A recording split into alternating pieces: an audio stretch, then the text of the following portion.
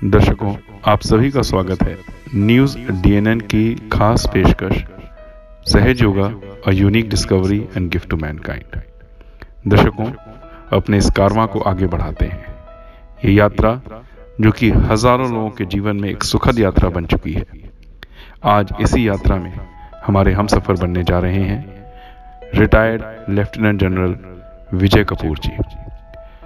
आइए जानते हैं वो सहज योग में कैसे आए, क्या उनके अनुभव हैं, क्या उन्होंने पाया और उस पाने के बाद उन्होंने समाज को इस आध्यात्मिक यात्रा से क्या कुछ निकाल के दिया। सुनते हैं विजय कपूर जी की इस आध्यात्मिक यात्रा की कहानी उनकी ही जुबानी।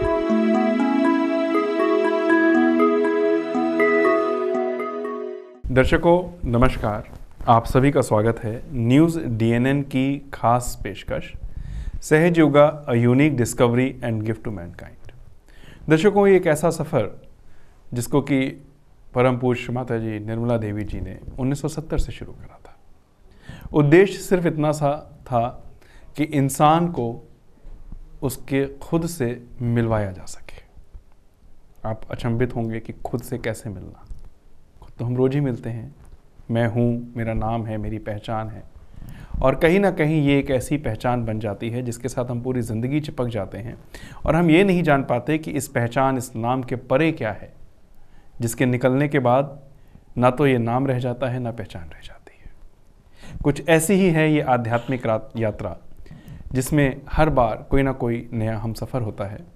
वो हमें ज़िंदगी का कुछ नया मतलब दे जाता है। उद्देश्य भी यही है हमारा कि हम खुद को जानें, उस खुदा को जानें और उस खुदा को जान करके एक ज़िंदगी का नए मायने निकाल करके उस ज़िंदगी को सुखी और खुशहाल राह पर डाल सकें। दर्शकों, आज की इस मुलाकात में बहुत कुछ खास है। आज जो हमारे साथ बैठे हैं रिटायर्ड लेफ्टिनेंट जनरल विजय कपूर जी। कपूर साहब, आपका बहुत बहुत स्वागत है न्यूज़ डीएनएन के स्टूडियो में और हम तहे दिल से आभारी हैं कि आपने अपने व्यस्त समय में से इस पुनीत कार्य के लिए समय निकाला। उद्देश्य बहुत छोटा सा है कि ज़िंदगी में जो आपने पाया वो एक आम इंसान को भी मिले, और क्या कुछ आपने इस आध्यात्मिक यात्रा में कैसे कैसे पाया। इंसानी जीवन में आते हैं तो उसकी अपनी दुश्वारियाँ भी साथ में ही आती हैं, और उनसे गुज़र के किस तरीके से इंसान अपने मुकाम को पाता है, शायद यही एक दौड़ है जिसमें हर इंसान सुबह से लेकर के शाम तक दौड़ता रहता है। दर्शकों, ये बताना शायद ज़रूरी है कि एक डिफेंस की लाइफ, कहते हैं दो ऐसी सर्विसेज हैं, जैसे आर्म सर्विसेज जिसको हम कहते हैं, डिफेंस की सर्विसेज हो गई जहाँ पर ये माना जाता है कि इंसानियत ही सबसे बड़ा धर्म है। वहाँ पर बाकी किसी चीज़ की पहचान नहीं होती। इंसान की रक्षा के लिए अपने हंसते हंसते अपने प्राण न्यौछावर कर देना, ये नहीं जानना कि सामने वाला किस मज़हब से है क्या नहीं है। सिर्फ एक चीज़ होती है नज़र में कि जो सामने है वो इंसान है और इसके लिए अपना सब कुछ लगा देना है इसको बचाने के लिए। ऐसी पृष्ठभूमि में किसी व्यक्ति का, और वो भी खास करके जो व्यक्ति इस ओहदे पे बैठा हो, उसका धर्म की तरफ रुझान होना, अध्यात्म की तरफ रुझान होना अपने आप में एक मायने रखता है। तो चलिए हम अपने इस बातचीत के सिलसिले को शुरू करते हैं रिटायर्ड लेफ्टिनेंट जनरल कपूर जी के साथ। कपूर साहब, ये यात्रा कब और कैसे शुरू हुई?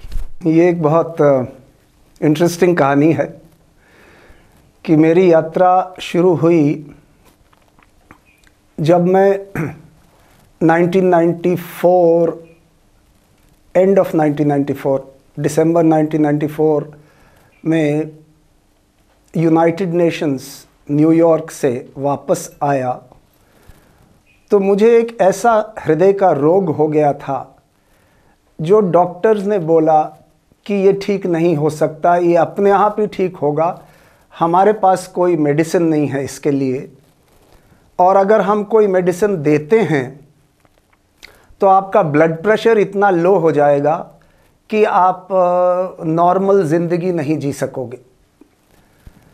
सो बहुत निराश था मैं दिसंबर से लेके अप्रैल 1995 तक और मैं सोचता था कि अब तो मैं आर्मी से बोर्ड आउट हो जाऊंगा, क्योंकि मेरा हृदय 1 मिनट में 200 बार धड़कता था, जबकि नॉर्मल हृदय 70 बार धड़कता है। सो मैं ये सोचता था कि अब तो मैं आर्मी से बोर्ड आउट हो जाऊंगा, और निराश था। तो ये कलकत्ते की बात है कि एक शादी हो रही थी जिसमें श्री माता जी आई हुई थी। मैं नहीं जानता था श्री माता जी को, और उस शादी में मैं भी गया था लड़के की साइड से।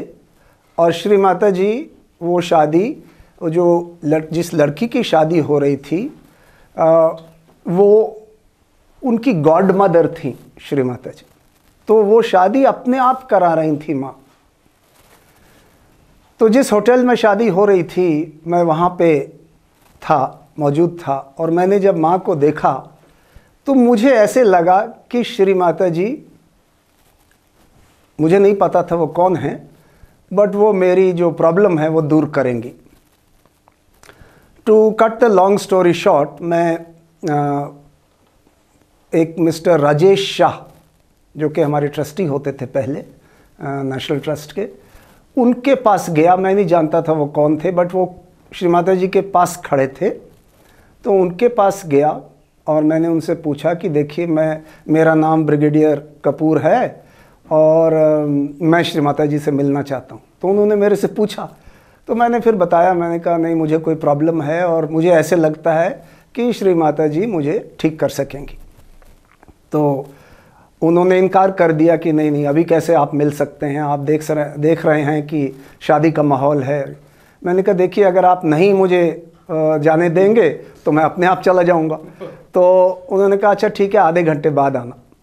फिर मैं आधे घंटे बाद पहुंच गया। अब वो मुझे श्री माता जी के पास ले गए। मेरी वाइफ जाके श्री माता जी के पास बैठ गई और मैं तकरीबन उतनी ही दूर था, let us say about 10 foot माँ से दूर खड़ा था, और माँ बैठी हुई थी। तो माँ ने पूछा, हाँ बेटा क्या बात है? तो मैंने अपनी पूरी कहानी उगल दी कि श्री माता जी, मैं न्यूयॉर्क में था और मेरा दिल ऐसे धड़कना शुरू हो गया है और डॉक्टर इसको क्योर नहीं कर सकते, बस इतनी सी बात है। तो मैंने कहा हाँ श्री माता जी। मैं कहा अच्छा, बायां हाथ मेरी तरफ करो, दाहिना हाथ हृदय पर रखो, आंखें बंद करो, लंबा सांस लो और कुछ अल्फाज बताए, ये बोल दो। मैंने बोल दिया। फिर करो। फिर मैंने दूसरी बार किया। मैंने कहा एक दफ़ा और करो। फिर मैंने तीसरी बार किया। फिर श्री माता जी ने कहा आप ठीक हो गए हो, जाओ आप अपने डॉक्टर के पास जाओ, आप ठीक हो गए। तो मैंने कहा श्री माता जी मैं तो कुछ महसूस नहीं कर रहा। तो श्री माता जी ने कहा बेटा, अभी आपके अंदर संवेदना नहीं है, you are not sensitive enough, आप समझ नहीं पा रहे कि आपके साथ क्या हुआ है। तो मैं चुप रहा। तो मैं देख रहा था कि कैसे लोग श्री माता जी को प्रणाम कर रहे हैं। तो मैं भी सामने गया, ज़मीन पर झुककर मैंने माँ को प्रणाम किया। उन्होंने मुझे और पास बुलाया और बुला के मेरे पीठ पर एक थपकी दी अपनी मुट्ठी के साथ, और कहा अभी आप ठीक हो गए हो, जब आप दिल्ली वापस जाओगे तो सहज योग का ध्यान करना सीख लेना, ये कभी भी नहीं होगा आपको ये प्रॉब्लम। उस रात को, जबकि मैं पिछले 4 महीनों से 2 या 3 घंटे सोता था, उस रात को मैं 10 घंटे सोया। और जब उठा सुबह तो हृदय में ऐसे एक उमंग सी उठ रही थी, और मैंने एक पोइम भी लिखी श्री माता जी के बारे में। तो बस यही कहना चाहता हूँ कि बाद में जो मैं समझ पाया वो ये था कि माँ ने मेरी कुंडलनी जागृत कर दी थी, जिससे कि मेरा प्रॉब्लम दूर हो गया। और वो पहला दिन था, और मैं ये कहता हूँ कि उसी दिन से मेरी सहज योग में शुरुआत, एक आध्यात्मिक मोड़ जीवन में आ गया। जबकि कहा जाता है दर्शकों, आर्मी की लाइफ या डिफेंस सर्विसेज की लाइफ अपने आप में एक बिल्कुल अलग दुनिया होती है, अलग नज़रिया होता है उनका जीवन के प्रति, लोगों के प्रति, देश के प्रति समर्पण तो होता ही है गज़ब का। और उसमें कितना स्कोप होता है, हम रिलीजन की बात नहीं कर रहे, हम बात कर रहे हैं आध्यात्मिकता की तरफ रुझान की। जनरल साहब, एक बहुत मुश्किल और टफ सा एक जोन होता है जिसमें आप लोग रहते हैं, और वहाँ पर आध्यात्मिकता में उतर पाना तो शायद सोचना भी अपने आप में एक अलग सा वो बन जाता है जोन। नहीं, ऐसा नहीं है। एक्चुअली अगर आप देखें तो जो सोल्जर्स होते हैं, जो सैनिक होते हैं, वो स्पिरिचुअल तो मैं नहीं कह सकता होते हैं, बट रिलीजियस बहुत होते हैं। क्यों? क्योंकि उनको पता होता है कि किसी भी दिन उनकी जान जा सकती है। ख़ास तौर से जो फ्रंट लाइन पर रहते हैं, आज भी जो लाइन ऑफ कंट्रोल पर है पाकिस्तान के साथ, या लाइन ऑफ एक्चुअल कंट्रोल पर हैं चाइना के साथ, तो उनकी जीवन भी ऐसा ही होता है। सो हमेशा उनके मन में एक ऐसी भय सा रहता है कि हमारे साथ कुछ भी हो सकता है। और सो वो रिलीजियस तो होते हैं, बट स्पिरिचुअलिटी को नहीं समझते। तो मैं ये कहूँगा कि जो मेरा अनुभव है फौज के अंदर, कि अगर आप उनको, क्योंकि मैंने बहुत सैनिकों को सहयोग का ध्यान करना सिखाया, और ताज्जुब की बात है कि आर्मी हेडक्वार्टर ने मान लिया था कि आप सब जगह जाके और ये सिखा सकते हो। सो बहुतों को मैंने सिखाया है, और काफ़ी सैनिक आज सहयोग का ध्यान करते हैं। बट आपकी ये बात ठीक है कि हमें इस चीज़ का कभी जीवन में ख्याल नहीं आता है कि हमें स्पिरिचुअल बनना है, या हमें किसी किस्म की का ध्यान करना है। ये सब चीज़ें हम, कहीं ना कहीं एक थॉट प्रोसेस हमारा रहा है बचपने से कि जो धार्मिक लोग होते हैं बहुत विनम्र होते हैं, वो हर जगह सरेंडर कर जाएंगे, वो लड़ाई नहीं करेंगे, वो शायद अपने हक के लिए नहीं खड़े होंगे। तो जनरल साहब, इसी बातचीत के हम सिलसिले को इसी कड़ी के साथ जोड़ते हैं। आपकी जो व्यक्तिगत अनुभव होंगे बहुत सारा, क्योंकि आपने इतना लंबा समय बिताया है सहयोगा में, और आपने सहयोगा का प्रचार प्रसार अभी जो आपने खुद भी बताया कि बहुत अच्छे स्तर पे जाकर के सैनिकों के जीवन के लिए, भले के लिए आपने उसको फैलाया। जो उस एक चीज़ का इंट्रोडक्शन होता है लाइफ में, खास करके एक सोल्जर की लाइफ में, एक आर्मी पर्सन की लाइफ में, अपने बिजी शेड्यूल में उस चीज़ में आने में आपको कितना समय लग गया? देखिए, क्योंकि मैं बीमारी के रूट से आया था जी, तो शुरू में, क्योंकि श्री माता जी ने मुझे कहा था कि आप क्योर हो गए हो और आप अपने डॉक्टर के पास जाओ, मैं डॉक्टर के पास नहीं गया, क्योंकि उसके पहले मैंने इतने चक्कर लगाए थे डॉक्टर्स के कि अब मुझे दिल ही नहीं करा। पर मैंने ध्यान करना सीख लिया। उन्होंने कहा था कि जब आप वापस दिल्ली जाओगे तो सहयोग आप किसी को बोलना आपको आत्म साक्षात्कार दे दें। तो मैं दिल्ली आया, मैंने आत्म साक्षात्कार लिया, और जिस दिन पहले दिन ही लिया तो एक पूजा हो रही थी दिल्ली के द्वारका सेंटर में, तो मैंने जाके पूजा भी अटेंड करी और मुझे बहुत एन्जॉयमेंट महसूस हुई। सो मैं ये कह सकता हूँ कि एक बार आपके अंदर ये शक्ति जागृत हो जाए तो आप सहयोग की तरफ आकर्षित हो जाते हैं। अब आप मानोगे नहीं कि 1 महीना मैं ध्यान करता रहा पर मुझे वाइब्रेशन महसूस नहीं हुए। तकरीबन 1.5 महीने बाद एक दिन सुबह 4 बजे, लाइक अ गुड सोल्जर, मैं ध्यान कर रहा था, क्योंकि मुझे बताया था कि 4 बजे से 6 बजे तक ध्यान करना है। 4 बजे मैं ध्यान कर रहा था। उस दिन जैसे कि एक कुछ फट जाता है ना जी, तो ऐसे लगा कि मेरे शरीर के हर हिस्से से वाइब्रेशंस आनी शुरू हो गई। मतलब कि ये ठंडी हवा बहनी शुरू हो गई, सर से, हाथों से, पेट से, नाक से, आँखों से, कान से, सब जगह से। हाँ, और इतनी ज़्यादा महसूस हुआ, वो एक्सपीरियंस मुझे आज तक उसके बाद नहीं हुआ। बट वो इतना इंटेंस एक्सपीरियंस था, इतना स्ट्रॉन्ग एक्सपीरियंस था कि फिर मुझे समझ आ गई कि शक्ति की जागृति का क्या मतलब है। और उसके बाद मैंने कभी मुड़ के नहीं देखा है और मैं बढ़ता चला गया। कई अनुभव हुए सहयोग में जो हम चाहते हैं कि हमारे दर्शकों कुछ एक मेहमान ऐसे होते हैं जिनमें हमारे शब्द ना बंद हो जाते हैं और हम उसको एंजॉय करना चाहते हैं, अदरवाइज़ तो हम हमेशा प्रश्न पूछ करके चीज़ों को कुरेदते रहते हैं। लेकिन ये कुछ ना कुछ एक अच्छी चीज़ें हैं जो शायद जनरल कपूर से हमें सीखने को मिलेंगी। हम जनरल साहब जनरली क्वेश्चंस ये रखते हैं सहज योगा के बारे में कि सहज योगा में आने से आपको क्या फ़ायदा मिला, आपकी ज़िंदगी में क्या परिवर्तन आया। चलो, एक परिवर्तन जो था आपने बता ही दिया कि क्योंकि आप उस रूट से आए थे जहाँ से बीमारी थी, तो बीमारी का आपको लाभ मिल गया, आपकी बीमारी ठीक हो गई। आज की डेट में पूरी दुनिया में बहुत भ्रांति फैली हुई है कुंडलिनी जागरण के बारे में।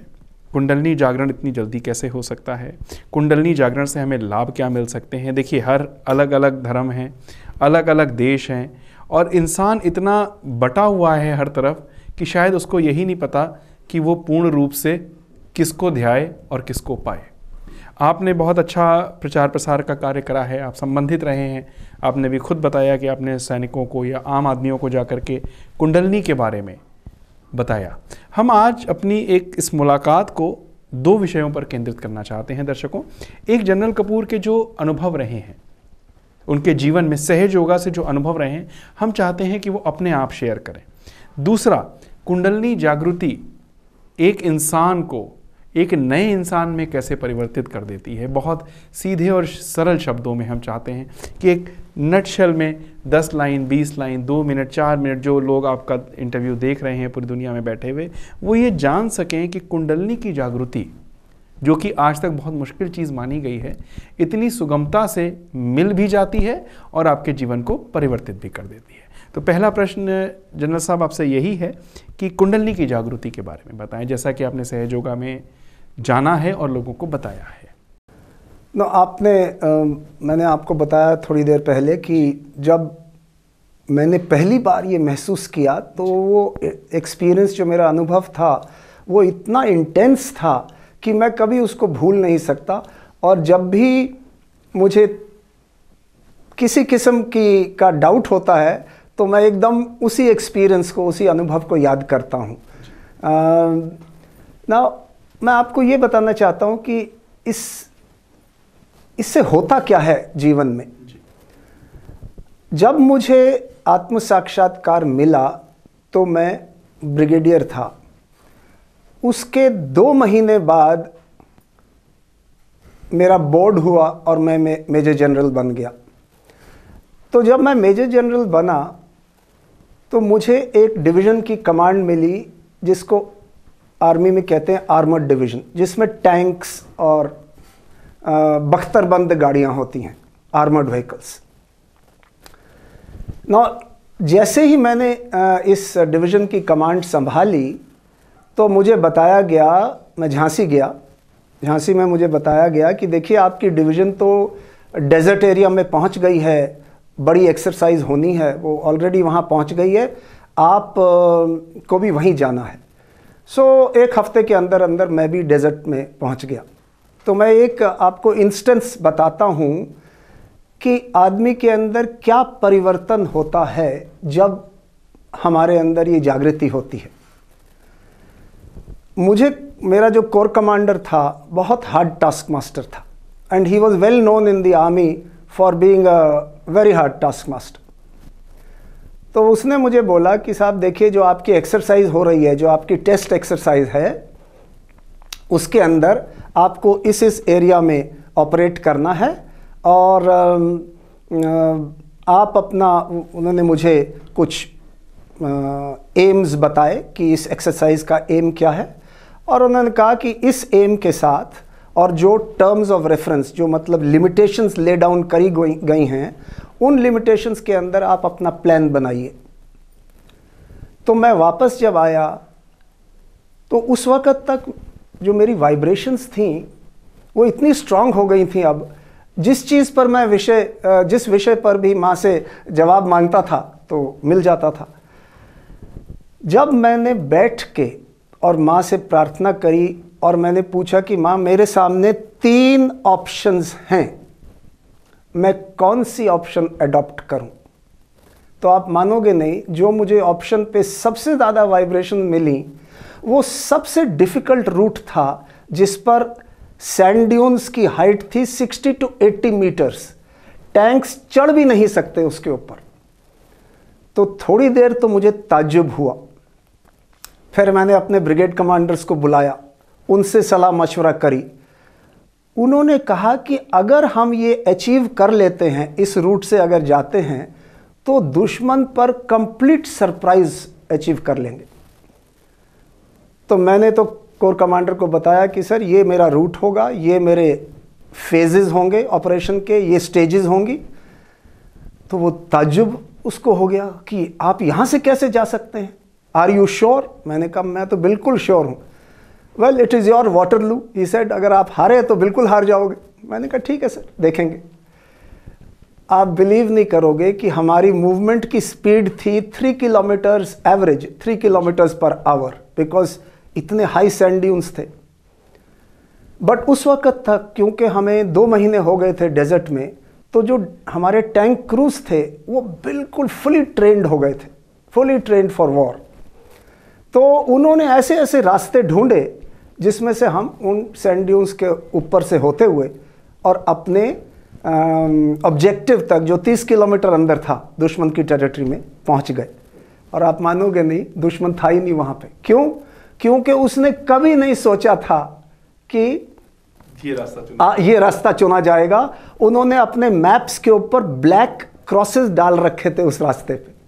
तो आप ये समझिए कि ये जो वाइब्रेशंस हैं, जो हमारी कुंडलनी की जागृति से ही हमें प्राप्त होती हैं, क्योंकि जब हमारा ब्रह्मरंध्र खुल जाता है तो हमें सर्वव्यापी शक्ति से जोड़ देता है। जब हम सर्वव्यापी शक्ति से जुड़ जाते हैं तो ये वाइब्रेशन जो हम महसूस करते हैं, ये सत्य है। This is the absolute truth.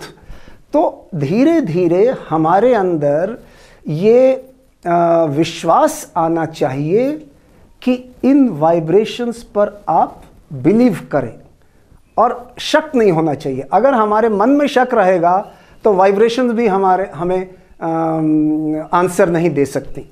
सो आपके मन में कोई शक नहीं होना चाहिए कि जहाँ पर बेस्ट वाइब्रेशन आती हैं वही रास्ता चुनना है, मतलब कि आम जीवन में भी।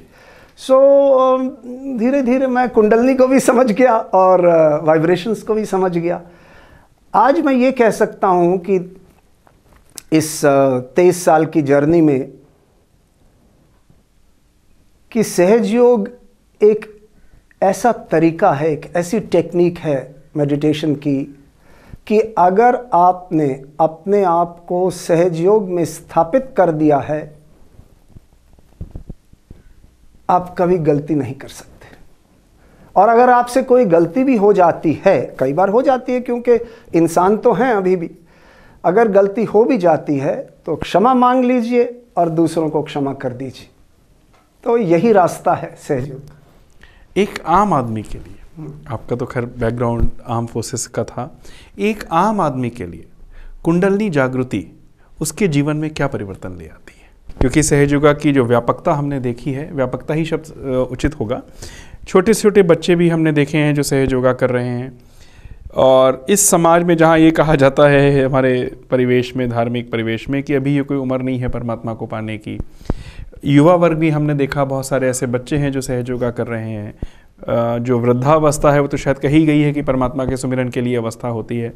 जो हमारी अर्ध कह सकते हैं, जो एडल्ट्स एज है, जो 25 to 45 के बीच में है, जहाँ पे दुनिया के बड़े सारे दायित्व होते हैं इंसान के पास, अपना कैरियर बनाना है, शादी होती है, बच्चे होते हैं, उनको संभालना, पालना, पोसना, इन सारी व्यवस्थाओं और अवस्थाओं में हम आपसे ये ज़रूर जानना चाहेंगे कि कुंडलनी अलग अलग, अगर हम कैटेगरीज लेके चलें, बच्चों की, युवा वर्ग की और शादीशुदा वर्ग की, क्या रोल प्ले करती है कुंडलनी की जागृति? सबसे मेजर रोल जो ये प्ले करती हैं हमारी कुंडलनी की जागृति, वो ये है कि एक तो आपको अपने अंदर विश्वास होने लगता है कि मैं अब परमात्मा के हाथों में हूँ। इसका मतलब I am in the kingdom of God. एक तो ये होना महसूस होने लगता है धीरे धीरे, पहले दिन नहीं हो सकता, बट धीरे धीरे जैसे आपके अनुभव बढ़ते जाते हैं। मिसाल के तौर पे आपको बताता हूँ, एक बार मैं आत्म साक्षात्कार देने के बाद एक नेशनल स्टेडियम है नोएडा से, वहाँ से बाहर आ रहा था, अपनी कार की तरफ जा रहा था ऑन द मेन रोड, चल के अपने कार जहाँ पे मेरी कार पार्क थी, पीछे से एक गाड़ी आई, उसने मुझे मारा बैक के ऊपर। उसके अंदर जो ड्राइवर था उसके पास लाइसेंस वगैरह नहीं था, उसने मेरी बैक पर मारा, मेरी बॉडी उछल के 10 फुट ऊपर उछली, लोग जो खड़े थे कहते हैं, और नीचे गिरी। मेरा जो जूते थे वो 30 मीटर दूर पाए गए, इतना इम्पैक्ट हुआ। एक आम इंसान के साथ अगर ऐसा होता तो ख़त्म हो जाता। जितने लोग खड़े थे रोड्स के ऊपर, उन्होंने कहा ही इज़ डाइड, ये तो मर गया। तीसरे दिन मैं छिंदवाड़ा पहुंच गया पूजा के लिए, कुछ भी नहीं हुआ। कहने का तात्पर्य ये है कि जब ये कुंडलनी जागृत हो जाती है, you have complete protection of God. इसका मतलब खुदा आपके साथ कुछ नहीं होने देगा, ये आपके अंदर विश्वास आना चाहिए और आ जाता है। दूसरा, आपके अंदर कार्य करने की शक्ति। मिसाल के तौर पे जब मुझे सेल्फ रियलाइजेशन मिली और मैं मेजर जनरल बन के डिविजनल कमांडर बना, तो जहाँ पर नॉर्मली मैंने देखा है GOC, general officers commanding divisions, उनको वो पूरा दिन बैठे रहते हैं, फाइलें क्लियर नहीं होती। मुझे कभी भी 2 घंटे से ज़्यादा नहीं लगे फाइलें क्लियर करने में, क्योंकि योर ग्रास्प इतना तेज़ हो जाता है कि जैसे आप पढ़ते हो आप समझ जाते हो क्या लिखा हुआ है यहाँ पे, and what does the person want, या what does that formation want, और what does that unit want. आपके काम करने की शक्ति बड़ी जल्दी बढ़ जाती है। या तीसरा, अगर बच्चे हैं, मैंने देखा है कि अगर वो ध्यान करें तो वो क्लास में फर्स्ट सेकंड आना शुरू हो जाते थे। वही बच्चे जो बैक बेंचर थे। ये बैक बेंचर की बात आपको बताता हूँ कि शर्म आती है बताने में कि जब मैं कैडेट था एनडीए में, तो मैं बैक बेंचर था। सब कहते थे इसका कुछ नहीं हो सकता, ठीक है ना। और 40 साल बाद मैं लेफ्टिनेंट जनरल बन के रिटायर हुआ, जबकि आप जानते हैं कि लेफ्टिनेंट जनरल अगर एक कोर्स होता है 300 कैडेट्स का, तो उसमें से मैक्सिमम 2, 3 या 4 लोग बनते हैं लेफ्टिनेंट जनरल। आप देखिए, एक बैक बेंचर लेफ्टिनेंट जनरल बना। इस जागृति के बाद हमारी जो अंडरस्टैंडिंग है, चाहे वो ग्लोबल प्रॉब्लम्स पर हो, रीजनल प्रॉब्लम्स पर हो, डोमेस्टिक प्रॉब्लम्स पर हो, बहुत अच्छी हो जाती है, जिससे कि किसी मिस्टेक होने का चांसेस बहुत कम हो जाते हैं, बहुत कम हो जाते हैं। एक तो आपके अंदर अंडरस्टैंडिंग, दूसरी एक किस्म की मैच्योरिटी आ जाती है आपके अंदर, परिपक्वता आती है। कैसे? जैसे ही कोई गलत अल्फाज बोल दो या कुछ गलत काम आपसे हो जाए, एकदम आपका चित्त बोलता है कपूर साहब क्या कर रहे हैं। कहीं ना कहीं आत्मावलोकन, आत्मनिरीक्षण, एकदम आपकी आत्मा आपसे कहती है कि ये क्या कर रहे हो आप। और इसी तरीके से ये भी आपको महसूस होता है, आपका जो चित्त आपको बोलता है आप क्या सोच रहे हैं। ये सोच क्या एक सहजयोगी को सोचना चाहिए? तो एकदम आप पकड़े जाते हैं, मतलब कि your system become such that आप अपनी गलती को बड़ी जल्दी पकड़ लेते थे। हम कहीं ना कहीं अगर इसको सीधे सरल शब्दों में लेकर के आए दर्शकों, तो जब हम खाना खाते हैं, बहुत सारी चीज़ें ऐसी हैं जो पदार्थ मुंह में जाते हैं, अंदर जाते हैं, कुछ से खून बनता है, कुछ से अलग अलग चीज़ों को जो नरिशमेंट मिलना है बॉडी पार्ट्स को मिल जाता है। तो कहीं ना कहीं वो जो बचा हुआ वेस्ट है, अगर वो बॉडी में रह जाए तो वो बहुत घातक हो जाता है। ये तो हो गया एक मटेरियल के फॉर्म में। तो कहीं ना कहीं जनरल साहब, वो जो वेस्ट ऑफ थॉट है, जो हमें दिखता नहीं, नज़र नहीं आता, जिसका कोई फिजिकल डिस्पर्समेंट नहीं है, बट कहीं ना कहीं कुंडलिनी की जागृति उस वेस्ट को, जो कि उस शारीरिक वेस्ट से भी ज़्यादा खतरनाक है, कुंडलिनी की शक्ति कहीं ना कहीं उसको हमारे विचारों से, मन से, शरीर से, अहंकार बुद्धि से फ्लश आउट करना शुरू कर देती है। और इसी से हमें समझ आती है कि जब माँ कहती थी, श्री माता जी कहती थी कि ये जो शदरिपु हैं धीरे धीरे हमें छोड़ना शुरू कर देते हैं। यही प्रॉब्लम्स जो हमें ट्रबल किया करते थे पहले, अब मैंने देखा है कि over a period of time में धीरे धीरे इन्होंने छोड़ दिया कि इनके साथ ये काम नहीं चलेगा, मैं नहीं चल। सो ये मेजर एडवांटेज है हमें हमारे जीवन में। और दूसरा हमारे जीवन के अंदर से भय जो है वो बिल्कुल दूर हो जाता है, क्योंकि जब आप सहयोग में स्थापित हो जाते हैं या हो रहे होते हैं, आप क्या करते हैं, श्री माता जी को अपने हृदय में कोशिश करते हैं कि 24 घंटे श्री माता जी को मैं अपने हृदय में देखता रहूं। उसमें क्या होता है कि माँ जगदम्बा का रूप है, अगर माँ हमारे हृदय में है तो भय किस बात का। सो ये हमारे साथ होना शुरू हो जाता है। और आज अगर आप देखो आम जीवन में लोगों को, तो कईयों को ये बहुत प्रॉब्लम है, उनको डर लगता है, हर कार्य करने से पहले उनको डर लगता है, कार्य करते वक्त डर लगता है। तो वो हमारे जीवन में, सहयोगी के जीवन में ऐसा नहीं होता। कहीं ना कहीं आपकी पहली बात से रिलेट भी करता है, जैसे आपने बताया था कि जो हमारे सोल्जर्स होते हैं, क्योंकि जो खास करके फ्रंट लाइन सोल्जर्स हैं, they are always at stake, their life is always at stake. और कहीं ना कहीं चाहे वो सोल्जर्स हों और चाहे एक सिविलियन हो, इंसान कहीं ना कहीं डरा हुआ है पूरी जिंदगी। कभी वो अपनी आजीविका के लिए डरता है, कभी वो अपनी बीमारी से डरता है, कभी वो समाज से डरता है। ये भय हमारे मन बुद्धि में पूरी तरीके से व्याप्त है। कुंडली की जागृति, क्या आप मानते हैं कि इस भय से हमें मुक्त कर देती है? बिल्कुल, और मुक्त करना चाहिए। और अगर नहीं हो रही तो आप यकीन कर लीजिए कि आप ध्यान नहीं कर रहे। क्योंकि अगर आप ध्यान करते हों रोज़ाना, जैसे बताया गया कम से कम दिन में 2 बार, वैसे तो अगर आप देखें धीरे धीरे सहयोगी ध्यान में ही रहता है, ठीक है ना। अब मेरा भी चित्त इस समय आपसे बात कर रहा हूँ, बट चित्त सहस्त्रार पर है। सो कहने का तात्पर्य ये है कि धीरे धीरे ये सिस्टम हमारा सिस्टम ही ऐसा हो जाता है कि हम लोग ध्यान में ही रहते हैं।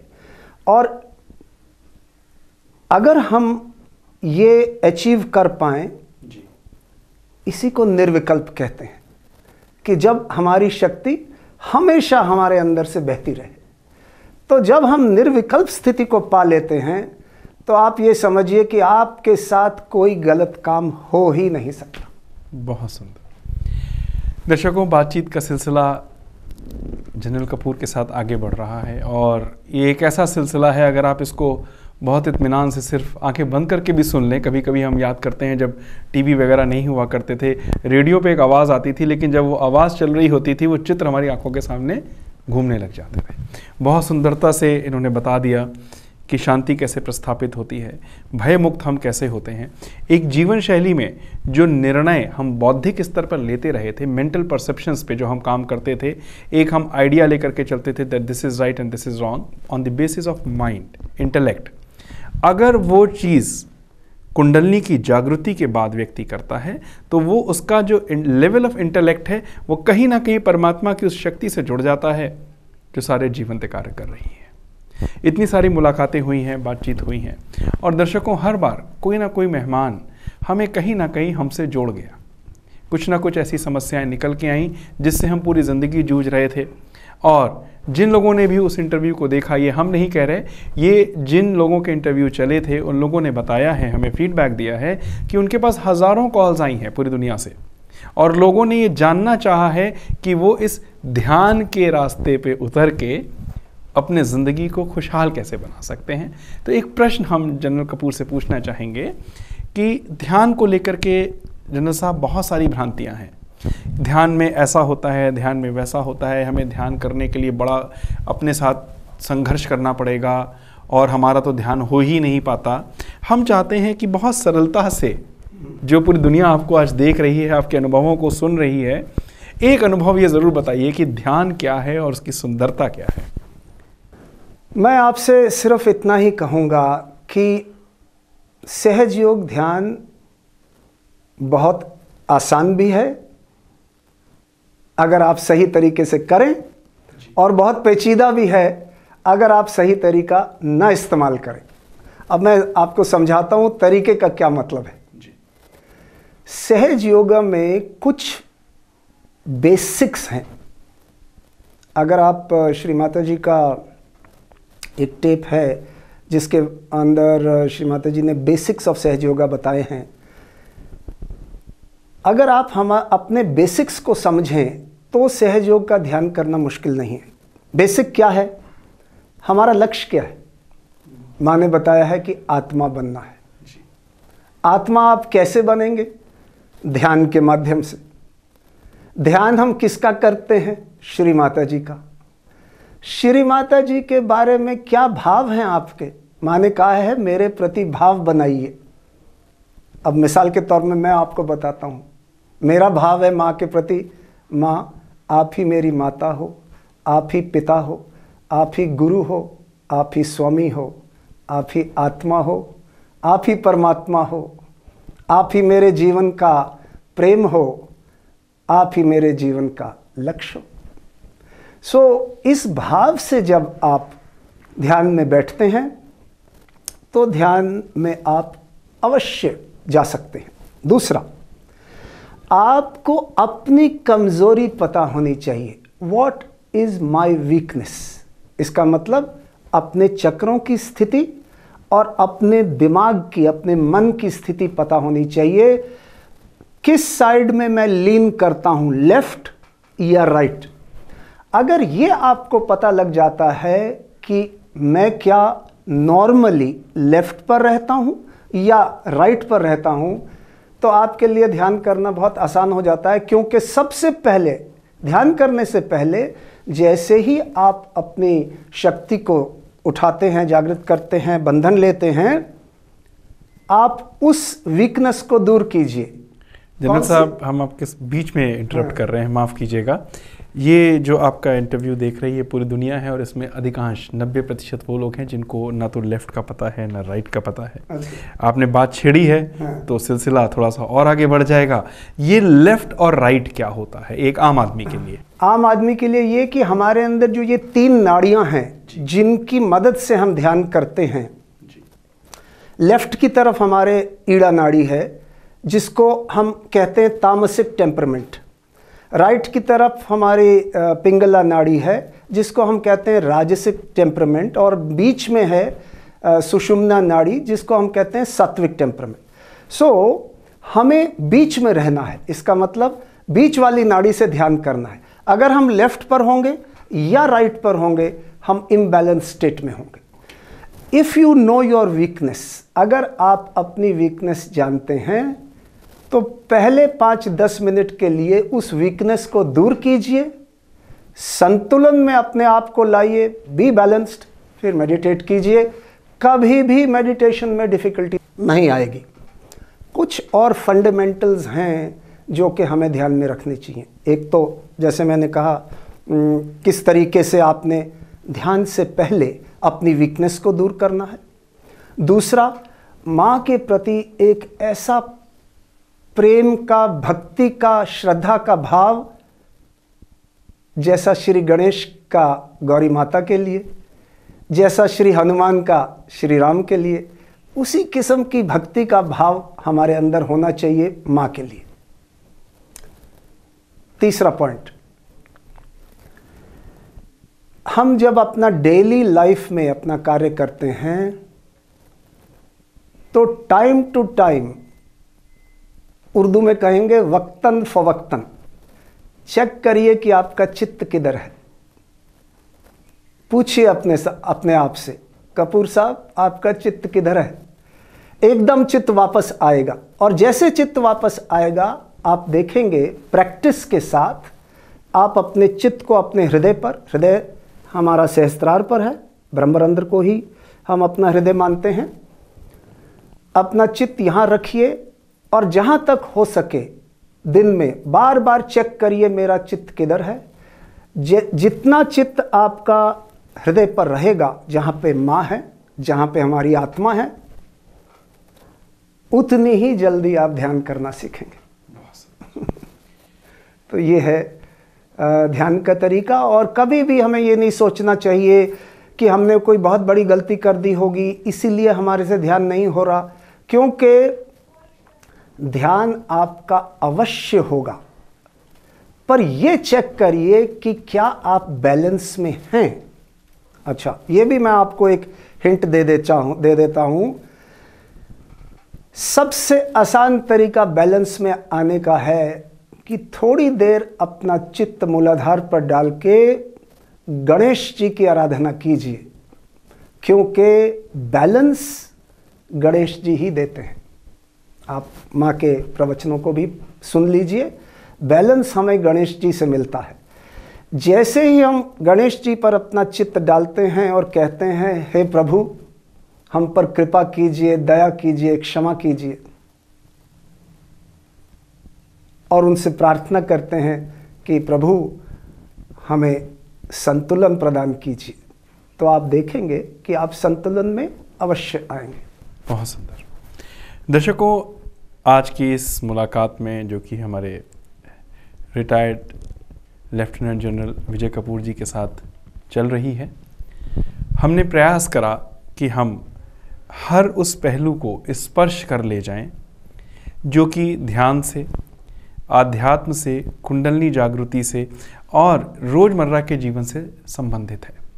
जो कपूर साहब के अपने व्यक्तिगत अनुभव थे वो उन्होंने बताए, किस प्रकार हम सुगमता से अपने जीवन को और आसान और खुशहाल बना सकते हैं, उन्होंने वो बताया। और हम उम्मीद करते हैं कि आपको कहीं ना कहीं वो ज़रूर मिला होगा जो आप खोज रहे थे। एक अंतिम प्रश्न ज़रूर हम आपके साथ करना चाहेंगे, क्योंकि आपका बैकग्राउंड रहा है आर्म फोर्सेस का, डिफेंस से रहे हैं और आप इतने ऊंचे पद पे रहे हैं। एक जनरल एक प्रॉब्लम आती है, चाहे हम डिफेंस सर्विसेज की बात करें या रोज़मर्रा के जीवन की। बंदा कहता है मेरे पास तो टाइम ही नहीं है, मैं बहुत बिजी हूँ, मैं ध्यान करना तो चाहता हूँ बट मेरा शेड्यूल इतना बिजी है कि मैं कर ही नहीं पाता। हम एक शब्द चाहते हैं उनके लिए कि टाइम कैसे निकाला जाए।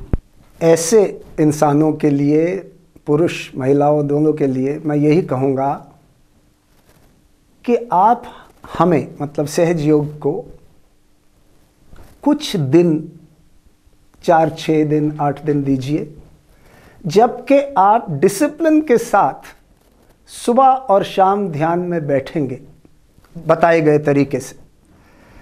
हमें थोड़ा सा वक्त दीजिए, जैसे ही ये शक्ति आपके अंदर जागृत होगी, आत्म साक्षात्कार के बाद जैसे ही ये शक्ति पूर्ण रूप से, थोड़ी ज़्यादा इंटेंसिटी से जब ये आपके अंदर शक्ति जागृत होगी, आपको कोई प्रॉब्लम नहीं होगा, टाइम का प्रॉब्लम भी नहीं होगा और किसी और किस्म का प्रॉब्लम नहीं होगा, क्योंकि वक्त निकल आएगा। हमारे पास वक्त हमेशा होता है, बट हम अपने आप को कन्विंस कर लेते हैं कि मेरे पास वक्त नहीं है। आप ये बताइए कि दिन में आपके पास हमेशा कुछ ऐसे मिनट्स तो ज़रूर होते होंगे जब आप ना टीवी देख रहे हैं, ना न्यूज़पेपर पढ़ रहे हैं, ना किसी से बातचीत कर रहे हैं। उस टाइम को आप ध्यान में लगाएं और कुछ दिन पहले, कुछ दिन जब आप ध्यान सीखते हैं, कुछ दिन आप अपने ऊपर डिसिप्लिन रखें और आप देखेंगे वक्त भी निकल आएगा और आपसे ध्यान भी होगा और आपका जीवन परिवर्तित हो जाएगा।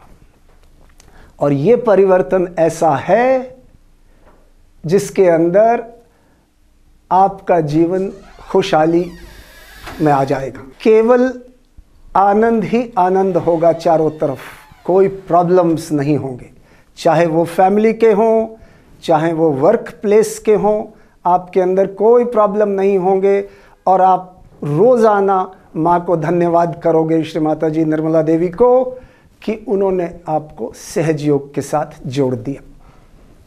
जय श्री माता जी।